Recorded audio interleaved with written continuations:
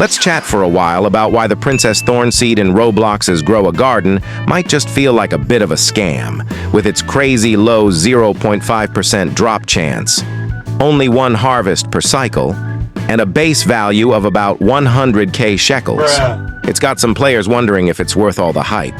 So grab a cozy drink, settle in, and let's break down why this seed might not be the fairy tale prize it seems. First up, let's talk about what the Princess Thorn seed even is. It's one of those ultra-rare seeds you can snag from sprout seed packs during the Beanstalk event, or sometimes from glowing orbs if you're super lucky. It's got this magical, thorny aesthetic, which makes it sound like a big deal. But when you look at the numbers, it starts feeling more like a trick than a treasure. Let's dive into the details. Nice and easy. The biggest issue is that 0.5% drop chance. I mean, that's like a 1 in 200 shot. You're spending 1.5 million shekels on a sprout seed pack, or maybe even 199 Robux. And most of the time, you're getting something else, or nothing at all. It's like playing a slot machine with terrible odds, and it can leave you feeling a bit cheated. That's where the scam vibes start creeping in. Believe it or not, this has actually happened quite a lot of the times previously, whether people realize it or not. And here's what I mean by that. Just in case you really want to know about this. In previous event, there will always be some kind of rewards to chase, as that's what keeps the player playing this game without rewards. It will be pretty pointless. You can call this a scam or not, but it's real. So, even in previous events, such as cooking event or summer event, there was rewards to chase. It's all right. But it doesn't seem to match up. Not everything, though. Only the main prize that's off or has that scammy vibe. Why? Because of its super low drop chance, with the rewards barely better than average rewards. And there you go. Scam or not. Compare that to other rare seeds, like Gleam Root. Those have drop rates closer to 2% or 3% in the same packs. If I remember correctly, those are the predictive percentage, still tough, but way more doable. Especially compared to Princess Thorn. You could burn through millions of shekels and still come up empty. It feels like the game's pushing you to keep spending. And that's not the best feeling. Now, let's talk about the harvest.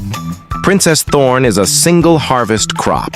So you get just one fruit per plant, and then you're waiting again from scratch. Just like Ember Lily, for example.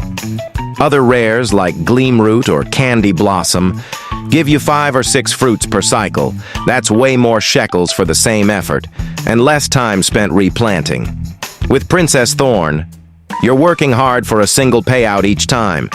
The base value of that one fruit? About 100k shekels. Sounds okay. But here's the kicker. Other rare plants can sell for 150k to 200k per fruit. And with multiple fruits, you're easily pulling in 750k or more per cycle. Princess Thorn's 100k for one fruit, after beating that 0.5% drop rate, just doesn't stack up. It's like getting a participation trophy after running a marathon. Let's put it in perspective. Imagine growing a Gleam Root. 5 fruits at 75k each. That's 350k shekels in one go. Princess Thorn, you're stuck with 100k. For a seed that's harder to get than a unicorn, it's almost like the game's teasing you, hyping up a rare seed that underdelivers. That's scam territory right there. Princess Thorn takes around 10 minutes to mature, which isn't awful, but it's not great either. Common crops like strawberries grow in 3 minutes, and with mutations, they can sell for decent cash. You could harvest 3 rounds of mutated commons in the time it takes for one Princess Thorn. Don't get me started on better seeds that has faster growth time. Those most probably make more shekels overall. Mutations can help. Sure, a gold or rainbow Princess Thorn might sell for 150k or 100 millions. But you need sprinklers or weather events or super luck to pull that off, which costs extra time and resources. Other rares mutate just as easily, and their higher base value means bigger payouts. Princess Thorn's mutation boost doesn't make it special. It just barely keeps up. You might be thinking, but it's rare. It's gotta be worth it for the flex. And yeah, showing off a Princess Thorn in your garden is cool. It's a status symbol. But in terms of actual profit or gameplay value, it's more about bragging rights than building wealth. The game plays up its rarity, but the reward doesn't match the grind. Let's talk about getting it in the beanstalk event.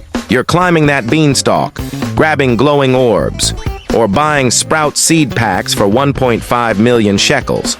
With a 0.5% chance, you could spend a fortune and still not see a Princess Thorn. It feels like the game's dangling this shiny prize in front of you. But it's rigged to keep you spending. Compare that to Sam's seed shop. Rare seeds like giant pine cone might cost a ton, but you know you're getting them. No gambling, no heartbreak. With Princess Thorn, you're rolling the dice every time, and the odds are not in your favor. That's where it starts feeling like a scam designed to drain your wallet. Time is a big deal in Grow a Garden, and Princess Thorn eats up way too much of it. Between the low drop rate, the single harvest, and the 10-minute growth time, you're investing a lot for a mediocre return. Smart gardeners focus on efficiency, and this seed just doesn't cut it. It's like a shiny trap pulling you away from better crops. What about pets? You might think a rare plant like Princess Thorn boosts pet ability usage, but it doesn't make a difference.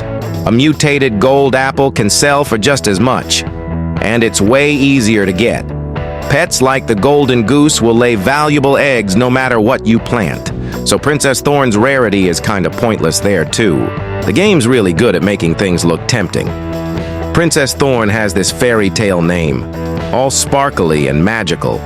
But when you finally get one, after hours of grinding, you're left with a single 100K fruit and a whole lot of regret. It's like the game's hyping it up to keep you hooked, without delivering the goods. If you do manage to get a Princess Thorn, don't feel bad about it. It's still a cool addition to your garden, and you can flex it in the lobby. Sell it for 100K or try for a mutation if you're feeling fancy, and then move on to better crops. There's no shame in showing it off. Just don't expect it to make you rich. For new players, this seed can seem like the ultimate goal. You see that rare tag, and you think it's the key to success. But you're better off grinding common crops, mutating them with sprinklers, and saving for guaranteed rares. Princess Thorn's allure is bigger than its payoff, and that's what makes it feel scammy. If you're still chasing one, focus on sprout seed packs or orbs from the beanstalk. But be ready to spend millions of shekels or a chunk of Robux with no guarantee. You'll probably get better plants along the way, which is nice, but it just proves Princess Thorn isn't worth the obsession. Save your resources and aim for efficiency. The worst part is, the game doesn't warn you. It lets you chase this rare seed, thinking it's a game changer. But after all that effort, you're left with a single fruit and a lighter wallet. It's a classic bait and switch, and it's why so many players call Princess Thorn a scam. And that's the deal with why the Princess Thorn seed feels like a letdown. Its 0.5% drop rate, single harvest, and 100K value just don't add up. Have you been burned by this seed, or are you sticking to better crops? Drop a comment below. And if this saved you some shekels, give it a thumbs up. Subscribe for more Grow a Garden tips, and I'll see you guys again.